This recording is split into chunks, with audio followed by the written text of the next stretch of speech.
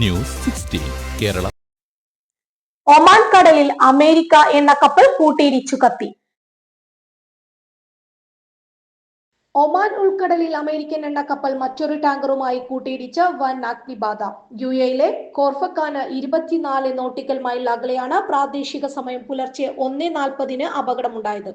American എണ്ണ കപ്പലായ front eagle Antigua and ബർഡുബയുടെ കൊടിയുള്ള അഡലിനുമായി കൂട്ടിയിടിക്കുകയായിരുന്നു. അഡലിൻ കപ്പലിൽ നിന്ന് 24 നാവികരെ രക്ഷപ്പെടുത്തിയതായി UAE അധികൃതർ അറിയിച്ചു. അമേരിക്കൻ കപ്പലിലെ ജീവനക്കാരെ സംബന്ധിച്ചുള്ള വിവരങ്ങൾ ലഭ്യമായിട്ടില്ല. ക്രൂഡ് ഓയിലുമായി ചൈനയിലെ സൗഷാൻ തുറമുഖത്തേക്ക് അതിവേഗതയിൽ സഞ്ചരിക്കുന്നതിനിടെയാണ് ഫ്രണ്ട് ഈഗിൾ അപകടത്തിൽപ്പെട്ടത് എന്നാണ് വിവരം. ഇറാഖിലെ ബസ്ര ഓയിൽ ടെർമിനലിൽ നിന്ന് പ്രാദേശിക സമയം ഇന്ന് 9:30 പുറപ്പെട്ട കപ്പൽ ഇന്ന് പുലർച്ചെ 1:30 അപകടത്തിൽപ്പെട്ടത്. 12.8 നോട്ട് വേഗത്തിൽ നേർദിശയിൽ തെക്കുഭാഗത്തേക്ക് സഞ്ചരിക്കുകയായിരുന്ന ഫ്രണ്ട് ഈഗിളിന്റെ വേഗത പെട്ടെന്ന് 0.6 നോട്ടായി കുറയുകയും കപ്പൽ വെട്ടിത്തിരിയുകയും ചെയ്തു.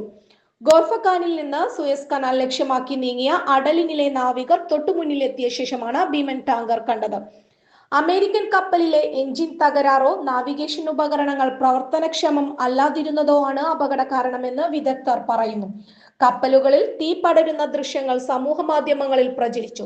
ഇസ്രായേൽ ഇറാൻ യുദ്ധത്തിന്റെ ഭാഗമായി കപ്പലുകൾ ആക്രമിക്കപ്പെട്ടതായിരിക്കാമെന്ന് സമൂഹ മാധ്യമങ്ങളിൽ അഭ്യൂഹങ്ങൾ പ്രചരിച്ചിരുന്നു.